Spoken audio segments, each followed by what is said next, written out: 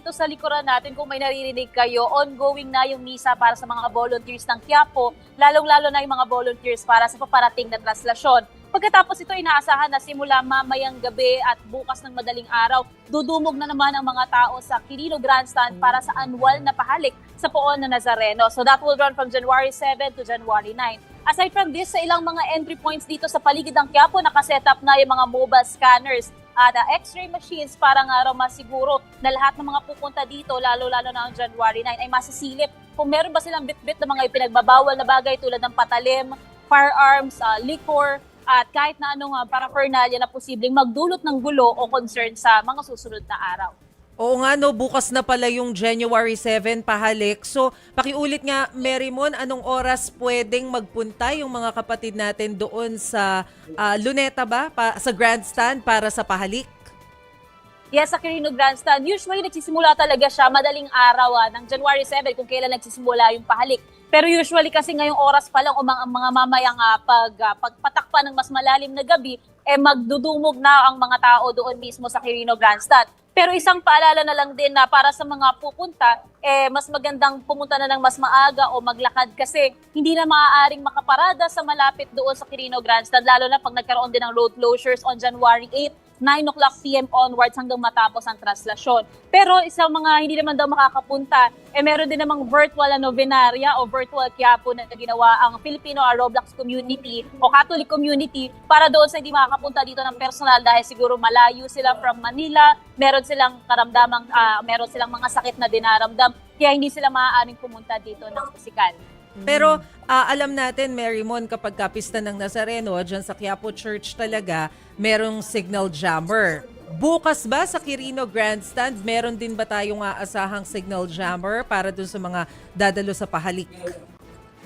So far, wala pa tayo nakukuha na final na impormasyon tungkol naman doon sa signal jammers. Usually, it will happen on the day itself. Makikita natin kung hanggang saan nga ba yung limits, kung magkakaroon ba ng signal doon malapit sa loob ng Quirino Grandstand o doon na lang sa labas ng o paligid nito. Pero ang malinaw sa ngayon hanggang sa araw ng traslasyon ay bawal din magpalipad ng drone sa paligid ng ito, lalong-lalo na doon sa ruta na pagdaraanan ng traslasyon o ng andas. Ayun, Marymon, si Chiquito, meron bang pagbabago dun sa ruta?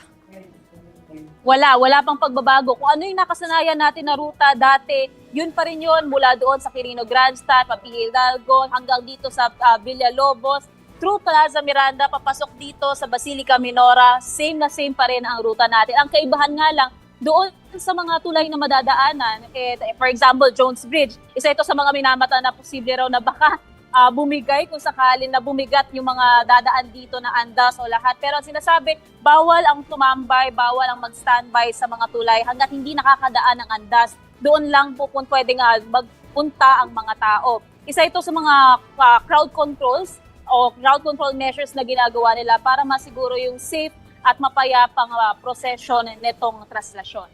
Meron din bang crowd control measure kung sakaling, alam niyo na, pag umuulan, ganyan, or tulad na lang din ng dati na bahala na?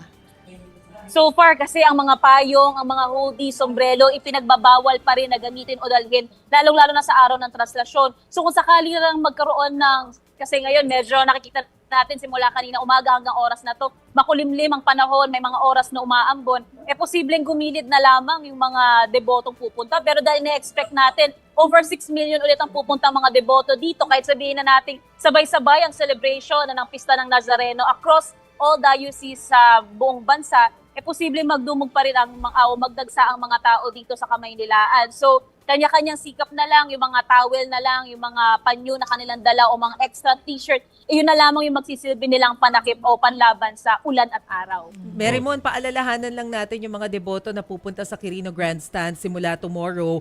Gaano katagal lang pwede na humalik doon sa imahen ng Nazareno? Ano-ano yung mga pwede at hindi nila pwedeng gawin?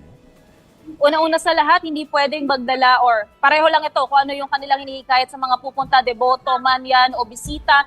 Small bags as much as possible at clear bags sana ang bibit-bitin ng mga pupunta dito sa Quiapo o kaya sa Quirino Grandstand para sa pahalik para sa mas madaling pag-iinspeksyon ng kanilang mga kagamitan. Huwag nang magdala ng malalaking pera, huwag nang magsuot ng magagarbong alahas, at hanggat maaari, lalong-lalo nang inaasahan natin yung pagdumog o pagsiksikan ng mga tao, hanggat maaari raw, huwag nang magdala ng bata o kaya ng matatanda na may karamdaman. At the same time, para naman doon sa mga lalapit na gustong humalik o makahawak doon sa 400-year-old na imahe ng Poong Nazareno, hanggat maaari, huwag magtatagal. Dahil inaasahan nga, mahaba ang pila, magsisimula ng madaling araw, aandar ito ng 2 araw. So kailangan about ilang segundo lang ang may bibigay kada tao para malapitan itong imahen. At siguro naman, tulad doon sa mga nakasanayan natin, kada tao naman na nagpapas doon sa imahen, kung hahalikan man nila ito o pupunasan, merong mga volunteers na malapit dito para linisin yung lugar for sanitary purposes para naman sa mga susunod na deboto.